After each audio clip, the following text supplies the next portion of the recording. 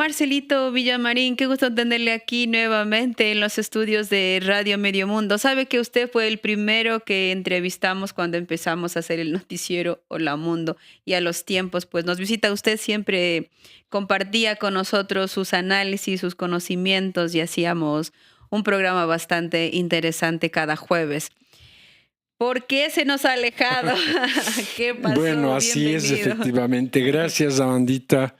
Gracias y buenos días a todos quienes nos están escuchando. Sí, efectivamente, hace algún tiempo comenzamos pues con este interesante espacio radiofónico. Bueno, lastimosamente mi alejamiento obedece más que a situaciones voluntarias, a situaciones un poco que caen fuera de mi voluntad.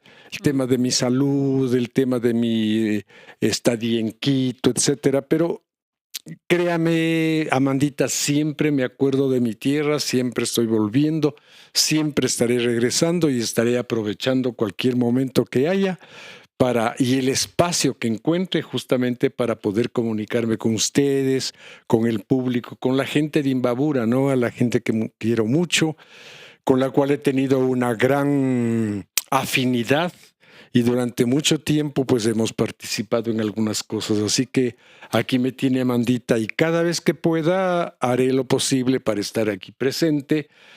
Incluso desde lejos, desde Quito, donde sea, siempre estaré siguiendo los acontecimientos que ocurren acá y siguiendo naturalmente a Medio Mundo 91.5. Sabe que Marcelito, usted sale todos los lunes, ¿no? Sí, En sí, sí. su audiolibro Sí, Memorias del Abuelo, Relatos entre dos siglos. Cada lunes a las 10 de la mañana escuchamos a Marcelito Villamarín Carrascal con esta nueva etapa de su vida de escritor en este audiolibro. Bueno, pues entrando en materia, Marcelito, qué gusto tenerle aquí en Radio Medio Mundo y también en la provincia de Imbabura y comentarle que nosotros pues nos encontramos en estos días y usted estaba de visita en la provincia y decíamos pues ¿por qué no conversamos acerca de esta coyuntura política electoral y en especial la unidad de las izquierdas que nos parece histórico, sorpresivo también y veo que se han dado estos hechos el pasado domingo y quisiéramos con usted hacer y tener una lectura un poco filosófica, ideológica y política respecto de la unidad, de la firma de estos acuerdos, en especial con el Movimiento de Unidad Plurinacional Pachacuti, con el coordinador Guillermo Churuchumbi, que también estuvieron ahí presentes en Tixán, en Alausí, en Chimborazo, varios actores sociales y actores políticos, dando el respaldo a la candidata que está finalista en la segunda vuelta, Luisa González de la Revolución Ciudadana.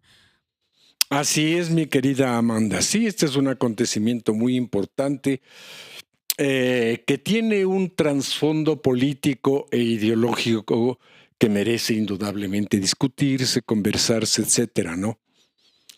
Para empezar, me parece que es importante reconocer, como usted ya lo dijo, pues la importancia, la trascendencia de este acontecimiento de unidad de la izquierda. Y dentro de eso, sobre todo, yo destacaría dos cosas fundamentales. La primera es este acuerdo que se ha llegado entre la Revolución Ciudadana y su candidata Luisa González con la nueva directiva de la CONAIE, perdón, de Pachacuti, que está representada justamente por el compañero Guillermo Churuchumbi. Y a mí me alegra enormemente esto porque Guillermo es una persona que yo conozco y yo tuve oportunidad de trabajar con él ahí hace mucho tiempo, en los años 2000, etcétera. Él estaba en lo que era el CODEMPE, me parece, en aquel entonces, y estaba dirigiendo un área muy importante para la cual un equipo de trabajo que se conformó por iniciativa de Guillermo, habíamos trabajado sobre un tema muy, muy, muy importante que lastimosamente después se dejó de lado, y es el tema de las circunscripciones territoriales de los pueblos y nacionalidades.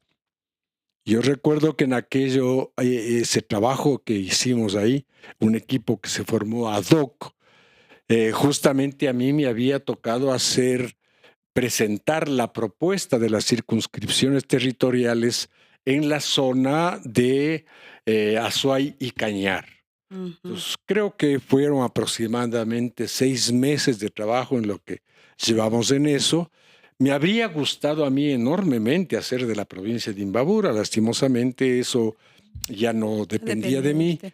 Ujú. pero fue una experiencia para mí muy importante. Yo entregué el informe después de 6 meses con una gran experiencia, entregué una gran documentación, etcétera. Lastimosamente después parece que ya cambiaron las cosas, Guillermo ya no estuve y yo ya le perdí la pista a este proceso tan interesante, porque era uno de los aspectos que realmente constituían una base para toda la transformación que se esperaba en el marco de la nueva concepción de la plurinacionalidad. Y se esperaba definitivamente tener pues puntales ideológico-políticos e incluso filosóficos para poder llevar adelante este proyecto. Ojalá algún momento se retome, se lo discute, etcétera, pero esto a propósito justamente de la presidencia de Guillermo Churuchumbi en este momento, pues como representante máximo de Pachacuti. Entonces, yendo al grano, me parece que el acercamiento que se ha producido, este es mi punto de vista muy personal, el acercamiento que se ha producido entre las dos organizaciones políticas obedece indudablemente a una afinidad ideológica, cosa que no siempre ha habido entre Pachacuti y la Revolución Ciudadana. No solamente ha existido conflictos normales, ¿no? Sino que ha habido un cierto distanciamiento también por, digamos, cuestiones ideológicas de fondo, a veces me atrevería a decir yo, pero que son justamente las cuestiones que tienen que ponerse sobre el tapete y son las cuestiones que tienen que discutirse, porque aquí el proyecto es un proyecto nacional en el cual están inscritos no solamente los sectores mestizos, también están inscritos indudablemente los sectores indígenas y hay que reconocer la particularidad de los pueblos y las particularidades de los pueblos y nacionalidades a fin de que pueda incorporarse esas características y esas necesidades en un gran proyecto nacional. Aquí no se trata de un proyecto de los mestizos a los que representa Luisa González y un proyecto de los indígenas a los que representa Luisa Guillermo, González es de etcétera, ¿no los es pueblos y cierto? las nacionalidades. Ella se define como parte del pueblo montuyo. Además de eso, ¿no es Ujú. cierto? Pero en fin, y a mí me parece que es muy importante, digamos, Ujú. aparte de los aspectos que han sido este momento objeto de discusión y a partir de lo cual se ha producido esta unidad, me parece que son aspectos que tienen que comenzar a discutirse con mucha seriedad, con mucha profundidad y a largo plazo. O sea, Ujú. aquí tenemos una interesante alianza que se ha formado, una alianza que ha sido posible gracias a una serie de factores, pero no es que sea una unidad realmente este momento. Ujú. Se conformará una unidad cuando en verdad haya la voluntad política de construir un proyecto nacional, ¿ya? Y para eso se necesita pues discusión, debate y sobre todo participación de las bases de los diferentes sectores sociales a fin de ir construyendo este proyecto de carácter nacional. Muy diferente, digamos, muy complicado debido a la heterogeneidad de los diferentes sectores que participan en este proyecto. Pero creo que ese es el reto.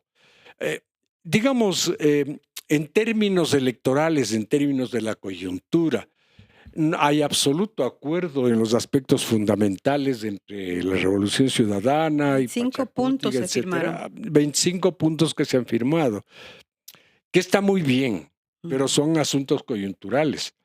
Pero claro, aquí entraremos ya luego en la segunda parte. Aquí de lo que se trata fundamentalmente es de lograr el triunfo con miras a la construcción de ese proyecto nacional. Entonces, yo enfatizo esta relación entre Luisa González y Guillermo Churuchumbi, que representan los dos sectores importantes, ¿no es cierto?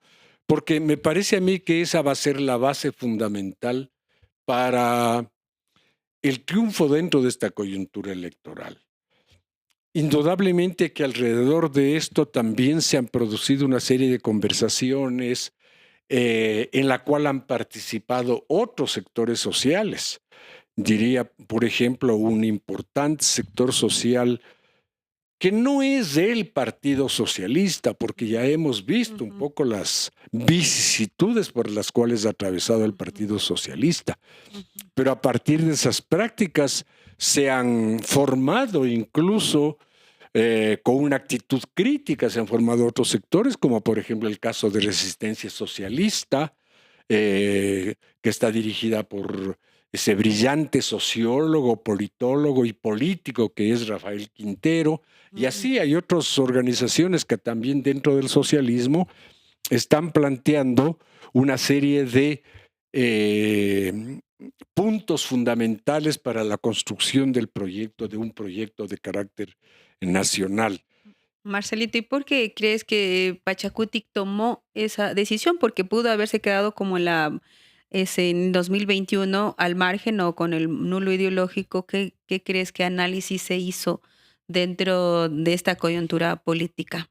Bueno, yo no estoy así muy enterado de los pormenores. Ujú, Yo sé primero que, digamos, el movimiento indígena en general es un movimiento que tiene una particular visión sobre la democracia que difiere bastante de la manera como nosotros manejamos la democracia, el liberal. sector mestizo, etcétera, ¿no?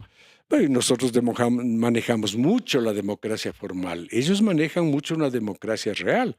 Y por lo tanto, yo creo que, contestando a tu pregunta, obedece al hecho de que se ha canalizado y se ha dado paso justamente a un amplio debate en las bases con una dirección, porque en esto es sumamente importante. O sea, antiguamente Liderazgo, ¿no? la dirección, el liderazgo que tenía Pachacuti en las elecciones anteriores no tiene nada que ver con la dirección y el liderazgo que tiene actualmente, ¿no?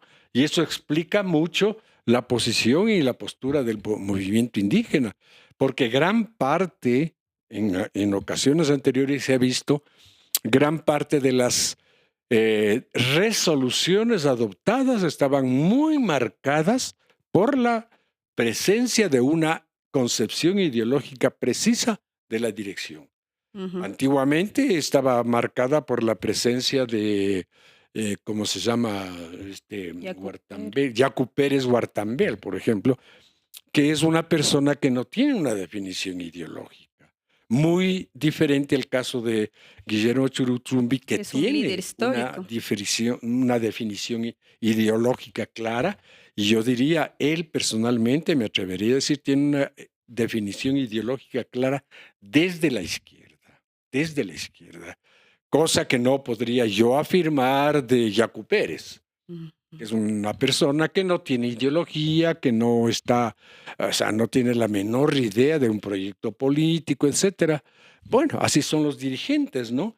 Entonces, la huella que imprime el dirigente en sus dirigidos, en su movimiento, es sumamente importante, no necesariamente determinante, pero es muy importante para que los sectores de base puedan adoptar una postura sobre la base de que de la confianza que tienen sus dirigentes y sus dirigentes son claros, saben a dónde van, entonces eso indudablemente confiere mucha confianza en las bases y eso orienta definitivamente hacia la toma de una posición correcta.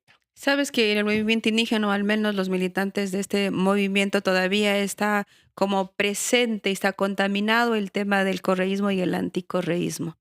Bueno, ese es un tema, digamos que lastimosamente ciertos sectores de Pachacutic lo asumieron como propio a partir de, uno, ciertas experiencias personales de, entre comillas, persecución del correísmo durante la etapa de Rafael Correa, Me refiero, por ejemplo, al caso de la señora Señora Luz Joy. Lentibán, por Mm, ejemplo, ¿no? Em, la señora Yori, etcétera, etcétera. Hay algunas personas que definitivamente adoptaron una postura que venía ya cocinándose de mucho atrás, como política de Estado, inclusive diría yo, y estas personas adoptaron esa política haciendo suya una práctica que lastimosamente es una práctica que se ha demostrado funesta para el Ecuador. A partir del Trujillato, en ujú, definitiva, se instauró una política de persecución a los dirigentes de la Revolución Ciudadana y fue ahí cuando se estableció arbitrariamente este corte entre correístas y anticorreístas.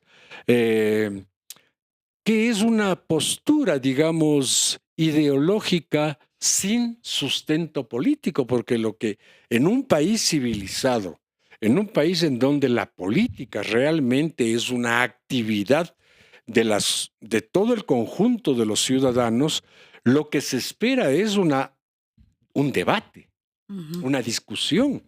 O sea, ¿qué es lo que pasó? No, acá hubo simplemente la calificación y la descalificación.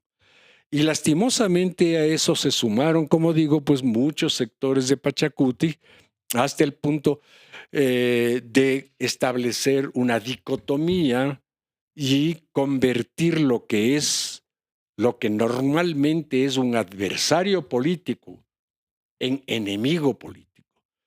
Yo siempre en otras ocasiones he hecho la diferencia entre Ujú. adversario y ¿Cuáles político, serían? ¿ya? Al enemigo hay que liquidarle, Mm, con el adversario hay que dialogar, de cualquier tendencia que sea. Él es adversario, por lo tanto yo respeto su derecho a comunicarse, a pensar como piensa, etcétera. Claro, el enemigo es otra cosa diferente porque el enemigo lo que quiere es hacerme daño y por tanto tengo que defenderme y ahí es lucha a muerte. Pero en la política no puede haber eso. En la política, sobre todo en el ámbito de los sectores de izquierda, en el cual existe una afinidad que une y que unifica, no puede tratarse a los diferentes sectores como enemigos, hay que tratarlos como adversarios. Entonces, en este proceso, indudablemente, pues hubo una tergiversación y mucha gente, incluso dentro de Pachacuti, mucha gente lo que hizo es adoptar una postura de revanchismo para desquitarse sobre supuestas acciones hechas por el correísmo en contra de ellos, a partir de cuestiones, a mi manera de ver, no muy trascendentes. Por ejemplo, Inoculadas también por los por medios supuesto, hegemónicos, ¿no? por supuesto. Por ejemplo, el hecho de que, claro, sí hubo un conflicto, por decir algo, me acuerdo este momento sobre el local de la CONAI. ¿Ya? Ujú, Sí, sí, sí, me parece que no fue un tema bien manejado, por ejemplo, eso, ¿no? mm, Pero hubo así una cantidad de cosas que no fueron suficientemente manejadas, pero que debían haberse tratado realmente desde el punto de vista del principio político del adversario y no del enemigo. Yo aspiro a que con esta situación ujú, se vayan limando esas asperezas y se instaure, una vez que Luisa González gane, se instaure todo un largo proceso de debate con Pachacuti, ujú. con la CONAIE, con los sectores indígenas, porque estamos en una unidad, pero toda unidad implica indudablemente heterogeneidad, no somos homogéneos, Ujú. tenemos nuestra manera de pensar diferente, pero hay que ir buscando la forma de construir un proyecto, como decía, pues único. Por tanto, creo que ya es hora de ir eliminando ese prejuicio ideológico que se nos creó desde Lenín Moreno al construir el relato del correísmo y el anticorreísmo. Es un relato nefasto que se ha creado en este país. Es un relato que nos ha hecho muchísimo daño y sigue haciéndonos daño, porque los medios de comunicación tradicionales siguen planteando el problema en términos de correísmo y ¿Y anticorreísmo. cuál crees que es el verdadero problema en este momento, más allá de estas El problema en este momento es la diferencias? contradicción entre el modelo neoliberal colonialista, porque es una nueva colonización lo que se está impulsando, y el modelo que está impulsando la Revolución Ciudadana, Luisa González, etcétera, que es un modelo completamente diferente y está orientado a la defensa de los derechos de los ciudadanos, a la defensa de los sectores populares, en definitiva, a la construcción de un modelo de sociedad basado en la equidad, en la justicia y en el reconocimiento y práctica total de los derechos humanos, sociales, etcétera, cosa que no existe ahora. Entonces, esa es la contradicción ¿Qué tipo de fundamental. modelo están aplicando ahora el presidente Daniel Noboa? Pero por supuesto, yo diría que inclusive ha dado un pasito más adelante desde el neoliberalismo clásico hacia un neoliberalismo fascista, es decir, centrado en el uso de la fuerza, en las armas, la imposición de un modelo de sociedad absolutamente inequitativa sobre la base de la fuerza. ¿Esas crees que son las discusiones de los sectores organizados y de las organizaciones políticas hoy en día? Eso debería ser. O sea, las organizaciones políticas no deberían perder el tiempo entre rencillas particulares. Deben ponerse, debería desarrollarse toda una política educativa, diría yo, al interno de las organizaciones políticas de izquierda, justamente para ver cómo es que se ha ido construyendo esta nueva postura, este nuevo modelo de Estado, que es un Estado sui generis este momento, ¿no? Un Estado que combina el narcoterrorismo, combina la fuerza, la violencia, utiliza las Fuerzas Armadas e incluso llega más todavía. Busca y utiliza al margen del Estado fuerzas paramilitares, diría yo, Internacionales. nacionales e internacionales, justamente para ir afianzando esta política represiva del Estado que impide que se desarrolle y que se cumplan y se fortalezcan los derechos de la ciudadanía. Y un poco para culminar esta conversación, quisiéramos un poco saber qué estrategias debería mantener esta unidad para lograr también la captación de otros sectores Ujú. populares, de sectores sociales o indecisos. Bueno, ahora nos encontramos frente a una coyuntura muy importante Ujú. y es la coyuntura electoral de la cual depende realmente, yo diría sin exagerar, depende la vida de los ecuatorianos. De este 13 de abril depende realmente la subsistencia del Ecuador como Estado democrático. Ya hemos perdido, digamos, hemos retrocedido siglos en el manejo de la democracia. Ahora necesitamos recuperar las condiciones sobre las cuales desarrollar las actividades en el marco de la democracia. Eso va a ser crucial. Ahora bien, tal como están las cosas en este momento, aparte del apoyo que las izquierdas han presentado y dentro de estas izquierdas, indudablemente el movimiento indígena es el que tiene mayor relevancia, tanto desde el punto de vista político como desde el punto de vista numérico, diríamos así. Es decir, el apoyo del movimiento indígena en este momento del electorado indígena es realmente importante para el triunfo de Luisa González. Por eso es que también coyunturalmente esta unificación o esta alianza cobra fuerza y cobra importancia porque gran parte dependerá de los votos que los sectores indígenas puedan proporcionar en favor de Luisa González. Esta es una cosa fundamental. Entonces ahí tenemos cuáles son los sectores. Claro, hay una masa grande todavía muy significativa de indecisos. ¿Quiénes son estos indecisos a los cuales Luisa González tiene que apuntar. Primero, los sectores que no son de izquierda, que no necesariamente son de izquierda, menos de la Revolución Ciudadana, menos que correístas, pero sí hay un amplio sector que está viendo claramente que su situación está siendo afectada y que además es un sector que termina dándose cuenta cuál es la situación y quién es el gobierno que este momento nos está representando.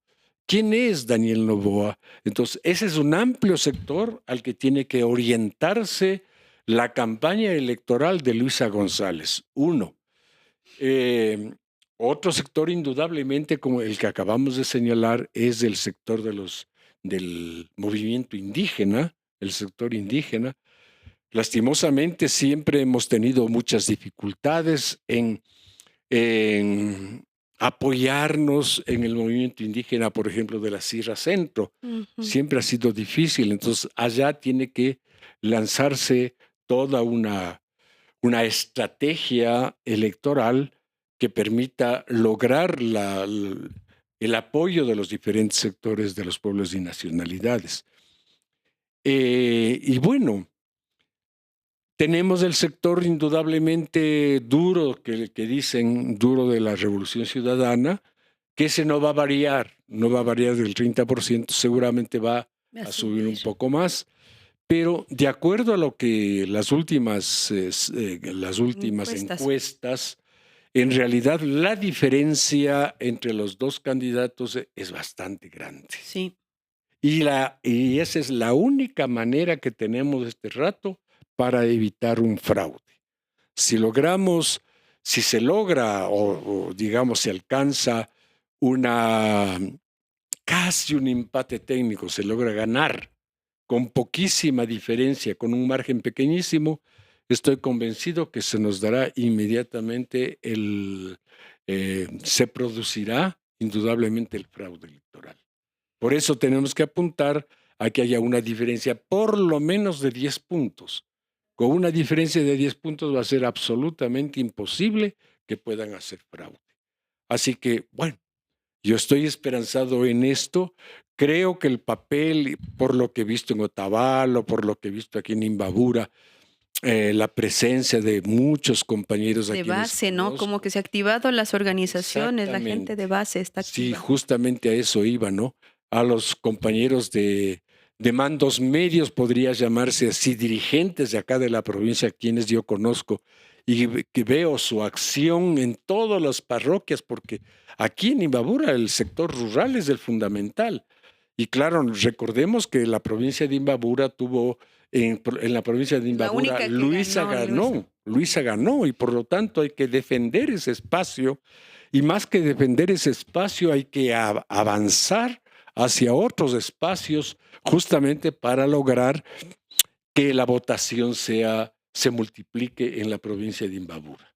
Así que yo felicito a los compañeros que conozco acá, que he visto su trabajo, que están permanentemente pues, en las concentraciones, en la propaganda, etcétera. Y yo tengo la confianza de que aquí realmente la Revolución Ciudadana, Luisa González, va a ganar. Muchísimas gracias, Marcelito. Qué gusto haberle tenido aquí en la revista informativa Hola Mundo. Gracias, Amandita. Gracias a todos los amigos y amigas que nos están escuchando. Espero que pronto volvamos a vernos. Muchas gracias y buenos días. Memorias del Abuelo. Relatos entre dos siglos por Marcelo Villamarín Carrascal.